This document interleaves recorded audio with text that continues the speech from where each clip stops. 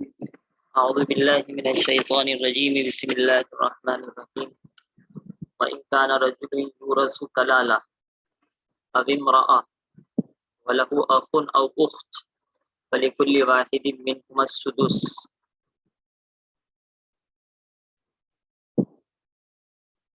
فإن كانوا أكثر من ذلك فهم شركاء في الثلث من بعد وصية يوصى بها أو دين غير مضار وصية من الله واللہ علیم حلیم۔ یہ بھی سورہ نساء کی آیت نمبر 12 ہے۔ اس میں کلال کا حصہ بیان کیا گیا ہے۔ نعوذ باللہ، یہ کلال سے مراد کلال برادری نہیں بلکہ وہ ہے جس کے ماں باپ اوپر کے رشتے دار بھی نہ ہوں اور نیچے کے بیٹا بیٹی پوتا پوتی بھی نہ ہوں۔ ان کان رجل، اور اگر ہو وہ آدمی یو رسو جس کی میراث تقسیم کی جا رہی ہے، جس کو وارث بنایا جا رہا ہے، یعنی یہ آدمی مرا ہے، کلالہ ہو، کلالہ بے پدر و پسر، پدر کہتے ہیں باپ کو، یعنی ماں باپ دادا دادی بھی نہیں ہے، اور پسر یعنی بیٹا بیٹی پوتا پوتی بھی نہیں ہے، اوپر نیچے سے غائب ہے۔ ابھی امرأہ، یہ اسی طرح کی کوئی عورت ہے،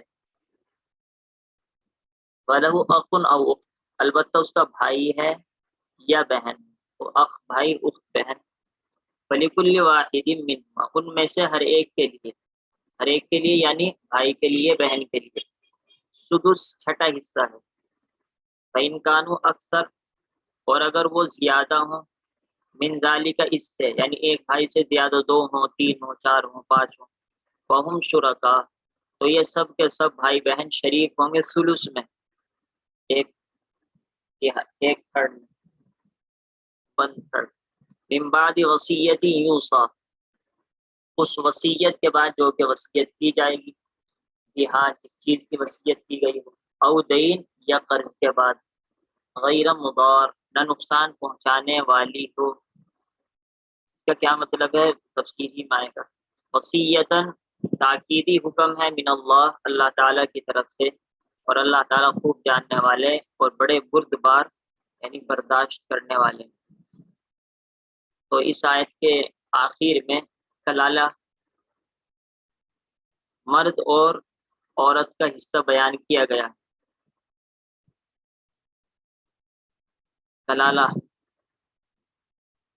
اسے کہتے ہیں، یہ آپ کے سامنے آ بھی چکا اور دوبارہ بھی پڑھ لیجئے تفسیر۔ اس آیت میں کلالہ یعنی ایسی میت کے ترکے کا حکم بیان کیا گیا ہے جس نے اولاد اور اولاد کی اولاد نہ چھوڑی، یعنی نیچے بیٹا بیٹی پوتا پوتی بھی نہیں ہے، اور نہ ہی والدین اور دادا دادی چھوڑے، ماں باپ بھی نہیں اور دادا دادی بھی نہیں۔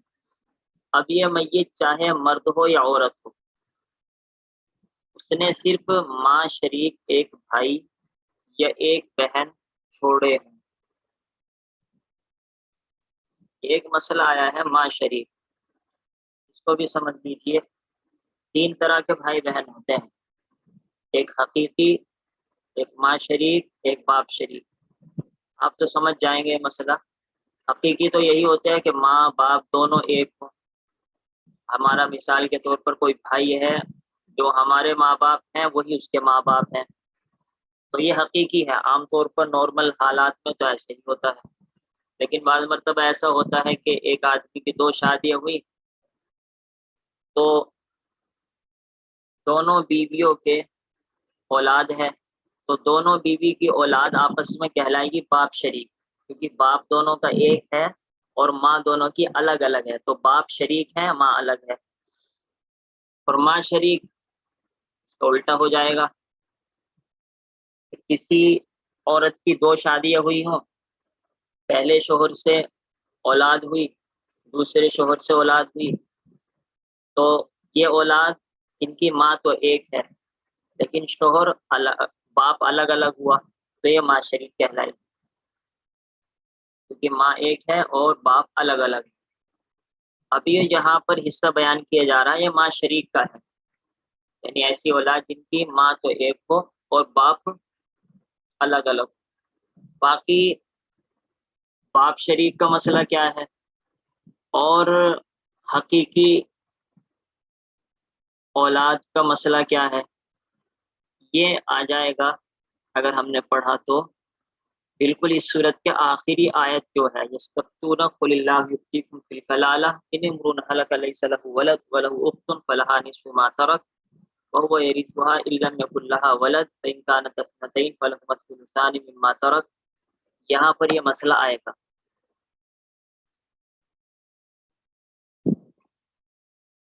تو ابھی فی الحال یہ پڑھ لیجئے. صرف ماں شریک ایک بھائی یا ایک بہن چھوڑے ہوں تو ان میں سے اگر بھائی ہے تو اس کو چھٹا حصہ ملے گا، اور اگر صرف بہن بھائی نہیں ہے تو اس بہن کو بھی چھٹا حصہ ملے گا. یعنی بس اگر ایک بھائی ہے تو بھی چھٹا، ایک بہن ہو تو بھی چھٹا، اور اگر دو ہیں تو اب چھٹے کو آپ ڈبل کر دیجئے. چھٹے کا ڈبل ہوگا ثلث یعنی تہائی. اب تہائی میں ان سب کو برابر برابر تقسیم کر دیا جائے گا.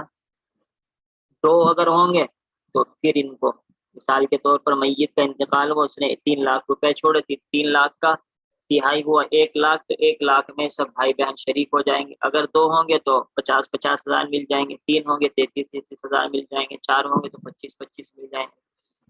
مثلا ایک بھائی ایک بہن ہو یا 2 بھائی 2 بہنیں ہوں تو یہ ترکے کے تہائی حصے میں سب شریک ہوں گے.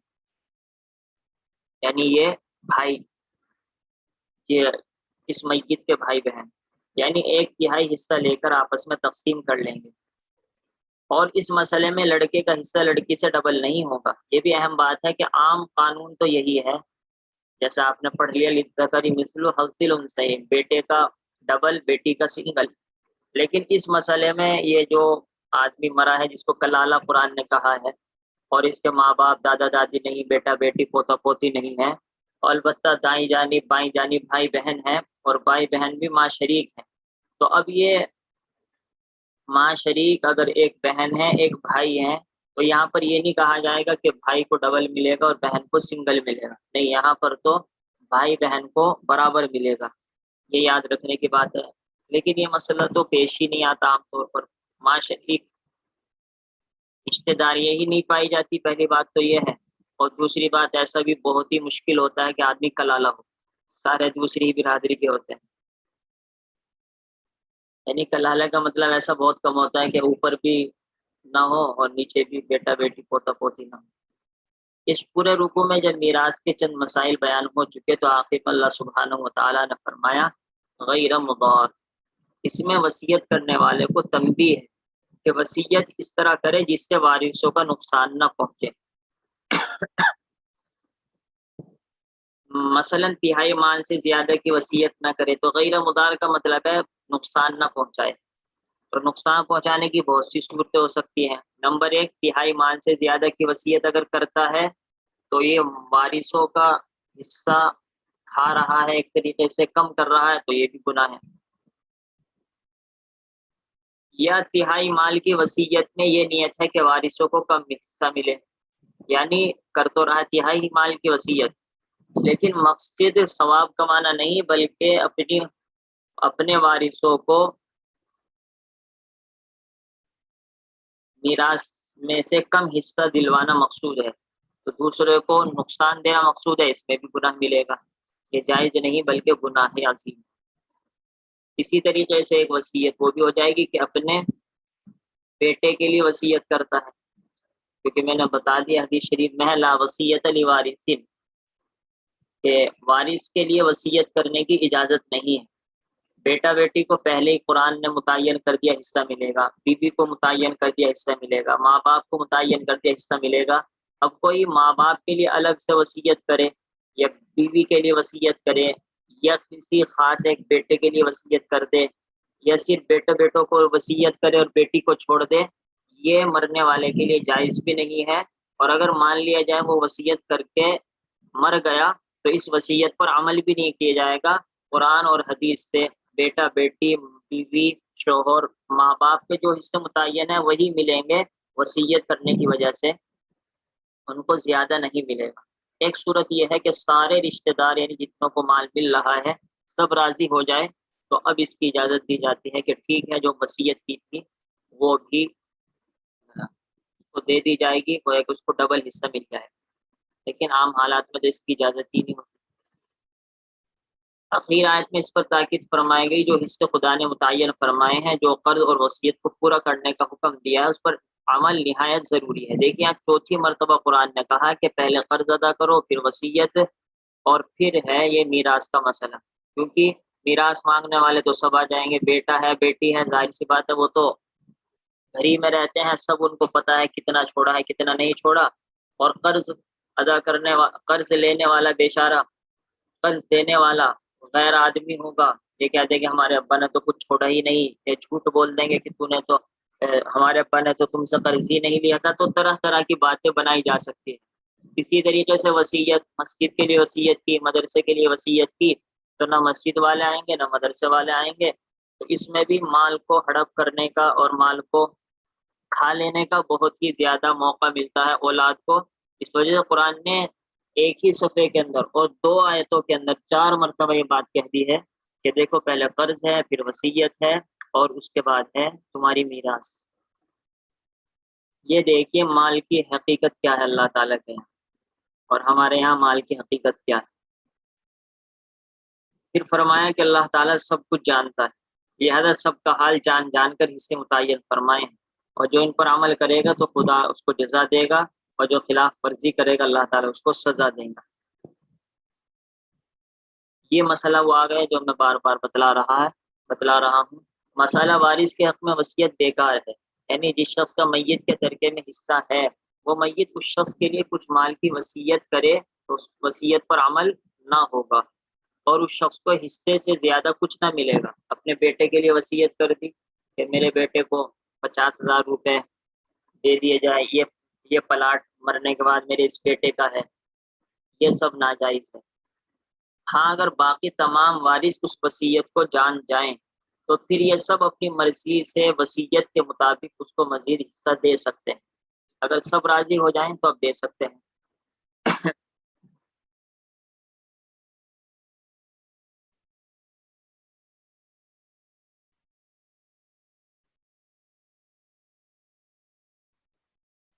ترجمہ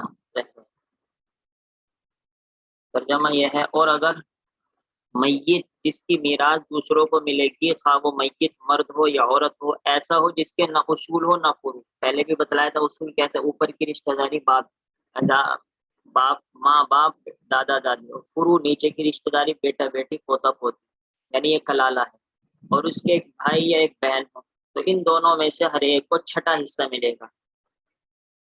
پھر اگر یہ لوگ اس سے زیادہ ہیں، یعنی 2 بھائی ہیں یا 2 بہن ہیں یا 1 بھائی 1 بہن ہے، تو وہ سب تہائی میں شریک ہوں گے وصیت نکالنے کے بعد، جس کی وصیت کی جائے، یا دین کے بعد یعنی قرض کے بعد، بشرطے کہ کسی کو ضرر نہ پہنچائے، یعنی وصیت کے اندر کسی کو نقصان نہیں پہنچایا جائے۔ یہ حکم دیا گیا ہے خدا تعالیٰ کی طرف سے، اور اللہ تعالیٰ خوب جاننے والے ہیں اور حلیم۔ یہاں پر یہ بھی یاد رکھنا ہے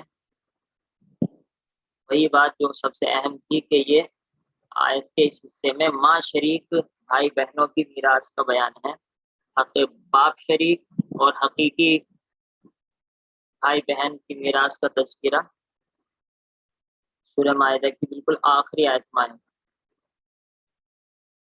تو ایک مسئلہ یہاں پر یہ بھی آتا ہے کہ بعض مرتبہ اولاد، باپ یا ماں اپنی زندگی ہی میں جائیداد، پیسے، یہ جو بھی کچھ ہوتا ہے وہ تقسیم کر دیتے ہیں، تو اس کی تقسیم کرنے کی اجازت ہے، شرط یہ ہے کہ انصاف کے ساتھ تقسیم کیا جائے، اور اس کی بھی اجازت ہے کہ بیٹے کو ڈبل دیا جائے اور بیٹی کو سنگل دیا جائے۔ لیکن اگر باپ ایسا کرتا ہے یا ماں ایسا کرتی ہے کہ صرف بیٹے بیٹوں کو دیتی ہے، دیتا ہے باپ، اور بیٹیوں کو نہیں دیتا، تو یہ ناجائز اور حرام ہے، اور یہ باپ کی طرف سے ظلم ہے، اس کی شریعت کے اندر اجازت نہیں۔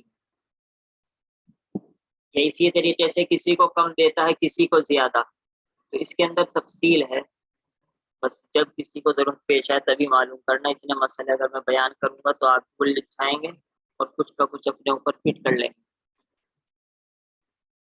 تو خلاصہ یہی ہے کہ اگر آدمی زندگی میں تقسیم کرتا ہے تو اس کو چاہیے کہ بیٹے کو ڈبل دے اور بیٹی کو سنگل دے، اس کی اجازت ہے۔ اس کے بعد اللہ تعالیٰ نے دو آیتیں بیان فرمائی ہیں کہ جو اس پر عمل کرے گا اس کو کیا ملے گا، اور جو اس پر عمل نہیں کرے گا وہ اس کو کیا ملے گا۔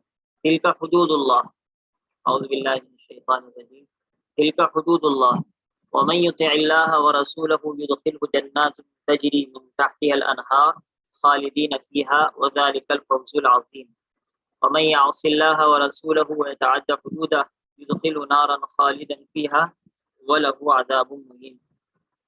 تلک حدود اللہ، یہ یعنی جتنے مسئلے بیان کیے گئے ہیں میراث کے، سرحدیں ہیں، بارڈر ہیں اللہ تعالیٰ کے۔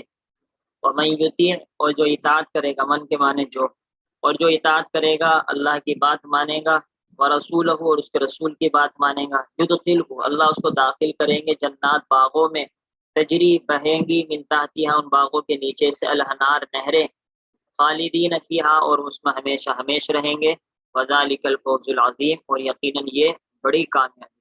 فوز کے معنی کامیابی، عظیم کے معنی بڑی۔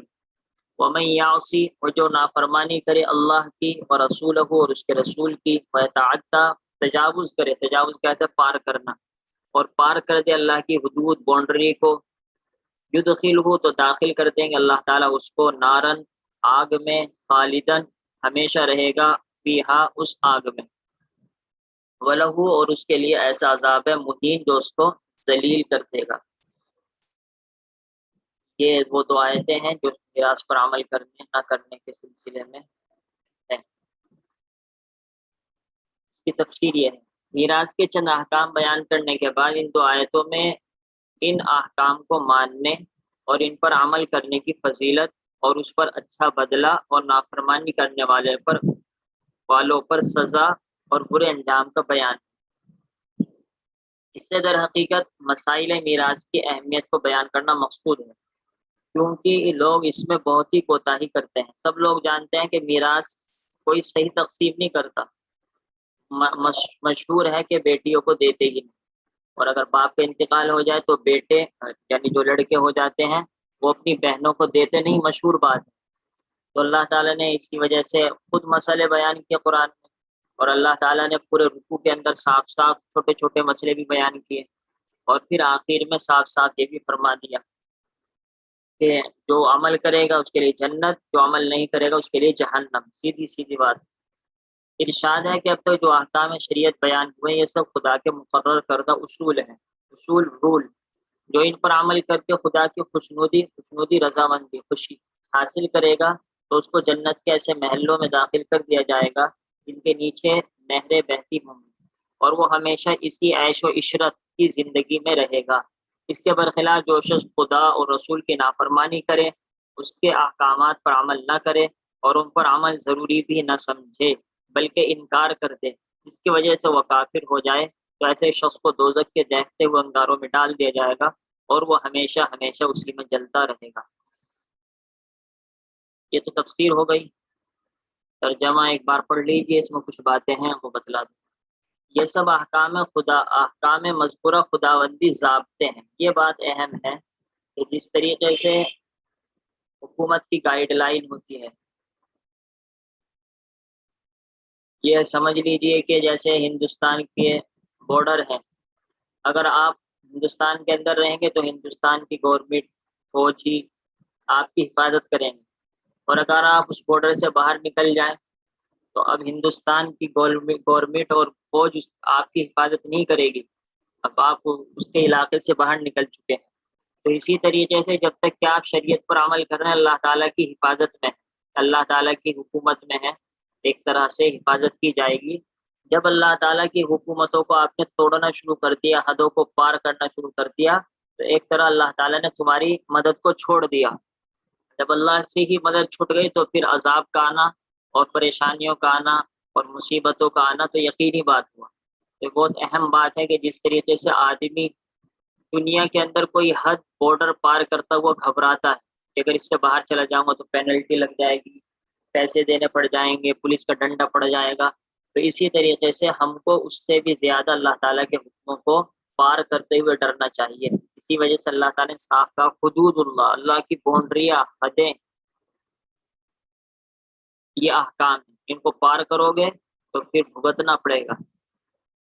جو شخص اللہ اور اس کے رسول کی پوری اطاعت کرے، اللہ تعالیٰ اس کو ایسی بہشت کہتے ہیں جنت میں داخل کر دیں گے جن کے نیچے نہریں جاری ہوں گی، ہمیشہ ہمیشہ ان میں رہیں گے۔ اور یہ بڑی کامیابی ہے، یہ ہے اصل دنیا نے بنا رکھی ہے، مال کو کامیابی، شہرت کو کامیابی، فیشن کے مطابق چلنے کو کامیابی، اپنی منچاہی زندگی گزارنا یہ کامیابی، یہ سب کوئی کامیابی نہیں ہے، اچھی طریقے سے سمجھ لینا چاہیے۔ یہ ہے بڑی کامیابی، عمل کرو اور جنت میں پہنچ جاؤ۔ اور جو شخص اللہ اور اس کا رسول کا کہنا نہ مانے گا، اور یہاں پر یہ آیت کیونکہ میراث کے بعد آئی ہے تو یہ کہیے میراث پر جو عمل نہیں کرے گا اور بالکل ہی اسی کے ضابطوں سے نکل جاوے، یعنی میراث دے ہی نہ رہا ہے، باپ ہے تو بیٹی کو نہیں دے رہا، بھائی ہے تو بہنوں کو نہیں دے رہا، اس کو آگ میں داخل کریں گے۔ اللہ تعالیٰ کو ہے کہ ذمہ داری لے رہے ہیں یہاں پر، خود میں داخل کروں گا تجھے جہنم میں۔ آج تو اپنی بیٹیوں کو یا اپنی بہنوں کو کیا دنیا کی آگ میں جلانے کی کوشش کرتا، اس طور سے کہ وہ اس میں ہمیشہ ہمیشہ رہے گا۔ یہ مسئلہ بہت اٹکتا ہے، کیونکہ قرآن کی دوسری آیتوں سے اور حدیثوں سے یہ معلوم ہوتا ہے کہ جو آدمی مسلمان ہے وہ ہمیشہ جہنم میں نہیں جائے گا، بلکہ وہ جہنم میں جائے گا اور اپنی سزا بھگت کر واپس آ جائے گا جنت میں، جتنے بھی سالوں گزارنا پڑے اس کو، جتنے بھی اللہ تعالیٰ اس کو سزا دینا چاہیں گے۔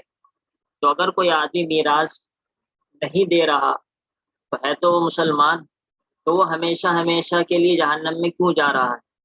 تو یہ آیت دوسری آیتوں کے حساب سے بھی صحیح نہیں بیٹھتی اور دوسری حدیثوں کے حساب سے بھی صحیح نہیں بیٹھتی۔ یعنی اگر خدا نہ خواستہ اس کا ظاہری مطلب کوئی سمجھے تو اس کا جواب یہ ہے کہ جو میراث پر عمل نہ کرے اور بالکل اس کو ضروری بھی نہ سمجھے، انکار کر دے، جس کو تفسیر میں دیکھیں یہ بتلایا تھا، اس کے احکامات پر عمل نہ کرے اور ان پر عمل ضروری بھی نہ سمجھے بلکہ انکار کر دے، تو جب اس نے انکار کر دیا تو اب یہ کافر ہو گیا، اگر جس کے داڑھی بھی ہو تب بھی کافر ہو گیا، اگرچہ نماز پڑھتا ہے تب بھی کافر ہو گیا، اگرچہ یہ اس کا نام محمد ہی کیوں نہ ہو تب بھی کافر ہو گیا، کیونکہ قرآن کے ایک آیت کا ایک لفظ کا انکار کر دینے سے آدمی کافر ہو جاتا ہے۔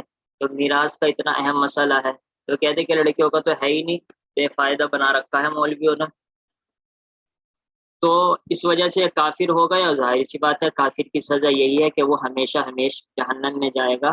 تو یہ جو ایک اشکال اور سوال ہو رہا تھا اس کا جواب ہو چکا، اور اس کو ایسی سزا ہوگی جس میں ذلت بھی ہوگی، یعنی سزا میں عذاب تو ہوگا ہی، ساتھ ساتھ لوگوں کے سامنے اس کو ذلیل بھی کیا جائے گا، کیونکہ مال کھا کر اس نے بہت اپنی عزت بنائی تھی۔ عام طور پر بھائی مال کھا کر اپنی عزت بناتے ہیں اور بہنوں کو ایک طرح سے ذلیل ہونا پڑتا ہے، تو اللہ تعالیٰ آج اس کو ذلیل کریں گے۔ اللہ تعالیٰ بس اپنے ہی فضل سے عمل کرنے کی توفیق عطا فرمائے، ورنہ مال کے چکر میں آ کر اچھے اچھے پھسل جاتے ہیں۔ بڑے نیک لوگ ان کے بارے میں سننے میں آتا ہے حصہ ہی نہیں دیتے۔ سبحان اللہ وبحمدہ، سبحانک اللہم وبحمدک، نشہد ان لا الہ الا انت، نستغفرک ونتوب الیک۔ سبحان ربک رب العزۃ عما یصفون، وسلام علی المرسلین والحمد للہ رب العالمین۔ اللهم صل على سيدنا مولانا